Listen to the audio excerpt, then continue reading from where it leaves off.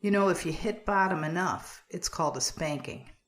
This is Beth Wee in the Koinonia Kitchen, and I want to talk about some of the patterns of behavior we all fall into. They're cyclical, repetitive, and time-consuming. Patterns of behavior always play out the same. Let's take an example. Harvey is a drinker.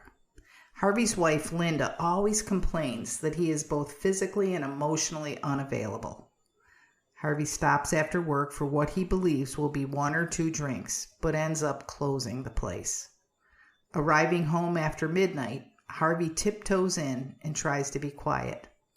Inebriated, he can't maintain balance and he falls down in the living room, breaking the glass coffee table. Badly cut, Linda rushes him to the hospital and spends the entire night waiting for him to be seen, stitched, and released. Throughout the ordeal, a drunk Harvey is swearing he'll never do it again. The next morning, he's still remorseful, and for the next few days, he comes home directly from work. Linda is delighted, though sorry that it took a hospital visit to get his attention. On Friday, Harvey tells his friends he can stop for just one. Linda is at home with dinner ready to go, but that night she eats alone. Harvey stumbles in at midnight. This is a behavior that is cyclical. Like a tire, it just goes around and around, wearing down a relationship. Not all cyclical patterns are caused by addictions, like Harvey's is. That illustration was used just because the cycle is so pronounced. Many patterns, many cyclical behaviors are much less in your face. And we created them to manage an immature fear.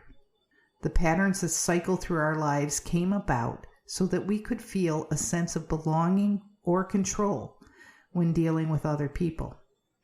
Some of these cycles were actually tools in our youth, and they helped us fit in. But in adulthood, these tools morph into weapons, and since they appear as our default setting, they actually injure our relationships instead of promoting kinship. What are some examples of these patterns? Which ones do we fall into? Quitting, competing, dominating, people-pleasing, running, having the last word. These are just a handful of patterns of behavior that wear us or other people down. So what do we do if we see a recurring pattern? How do we get rid of it? Okay, first, you have to realize that it's not going to be released easily. Like a tire stuck in a rut, these patterns began long ago, and they are our go-to reaction to stress. If we want a pattern to leave, we must speak to God directly and ask for help. Whenever possible, when we realize we're acting on a preconditioned patterning, we must try to correct it immediately. What do I mean? Well, for example, if I'm dealing with controlling others, okay, and I find myself in a position where I'm trying to control others, I can just stop and say out loud, you know what? I'm not in charge here. Please let me know what you think we should do. I know it sounds like it will be embarrassing, but I promise you, the embarrassment will be part of the way it changes.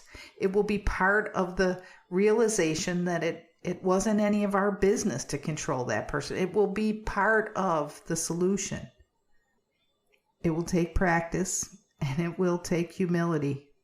But this method will retrain our responses by making us accountable for our troublesome interactions.